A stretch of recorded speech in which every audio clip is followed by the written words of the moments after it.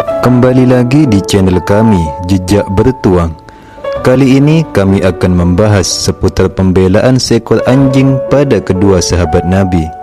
Namun sebelum itu, silakan subscribe dan klik tombol lonceng agar anda tidak pernah ketinggalan video terbaru kami. Tonton video ini sampai selesai dengan harapan agar kita dapat mengambil hikmah di balik setiap kisah tokoh panutan. Anjing yang membela sahabat Abu Bakar dan Umar bin Khattab di hadapan Rasulullah SAW. Setiap sahabat memiliki keistimewaan dan kemuliaan di sisi Allah Subhanahu wa Ta'ala, merupakan generasi terbaik yang hidup membela dan bersama insan paling mulia, antara lain Sayyidina Abu Bakar dan Sayyidina Umar bin Khattab, yang merupakan dua dari 10 sahabat Nabi yang dijamin masuk surga. Sayyidina Abu Bakar adalah sahabat pertama kali masuk Islam sekaligus mertua Nabi Muhammad SAW. Sedangkan Sayyidina Umar, beliau pada awalnya adalah musuh terbesar umat Islam. Namun setelah masuk Islam, ia berbalik menjadi orang yang paling ditakuti kaum kufar. Termaktub dalam kitab Al-Mawa'id Al-Ashhuriyah, sahabat Anas bin Malik radhiyallahu anhu berkata, "Suatu ketika kami sedang duduk di sisi Nabi Muhammad SAW. Tiba-tiba datanglah seseorang dari sahabat beliau dan kedua betisnya bercucuran darah.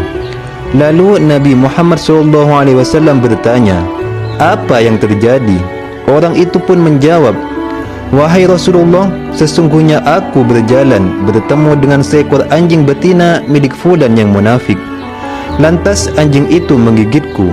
Lalu Nabi Muhammad SAW berkata, 'Duduklah.'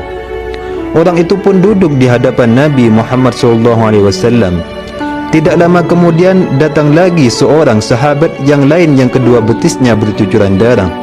Orang itu pun berkata, 'Wahai Rasulullah, sesungguhnya aku berjalan bertemu seekor anjing betina milik fulan yang munafik. Lalu anjing itu menggigitku.' Bangkitlah Nabi Muhammad SAW lalu berkata kepada para sahabat beliau, 'Kemarilah kalian bersama kami menuju anjing betina ini sehingga kita membunuhnya.' Semua sahabat pun berdiri dan setiap orang membawa pedangnya.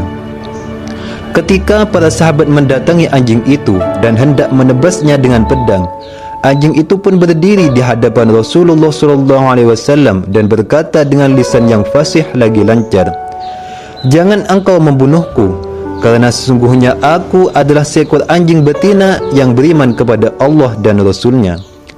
Lalu Nabi Muhammad SAW pun bertanya, 'Mengapa kamu menggigit kedua orang itu?' Anjing itu pun menjawab, 'Wahai Rasulullah, sesungguhnya aku adalah seekor anjing betina yang diperintahkan untuk menggigit orang yang mencaci sahabat Abu Bakar dan sahabat Umar bin Khattab.'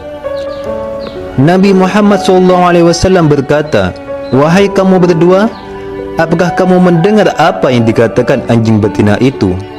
Mereka berdua menjawab, 'Wahai Rasulullah, sesungguhnya kami bertobat kepada Allah yang Maha Luhur dan Rasulnya, dan segala puji hanya milik Allah.' Begitu mulia dan istimewanya kedua sahabat Nabi Muhammad SAW di sisi Allah Subhanahu wa Ta'ala, sampai-sampai Allah memerintahkan seekor anjing untuk membelanya dengan menggigit dua orang yang menghinanya. Semoga kita mendapatkan percikan amal baiknya sehingga menjadi hamba yang dirahmati Allah Subhanahu wa Ta'ala. Silahkan subscribe dan klik tombol lonceng sebagai dukungan dan menjadi orang istimewa yang pertama kali menonton video kami. Share video ini agar amal kebaikan terus menyertai kita dengan berbagi pada sesama.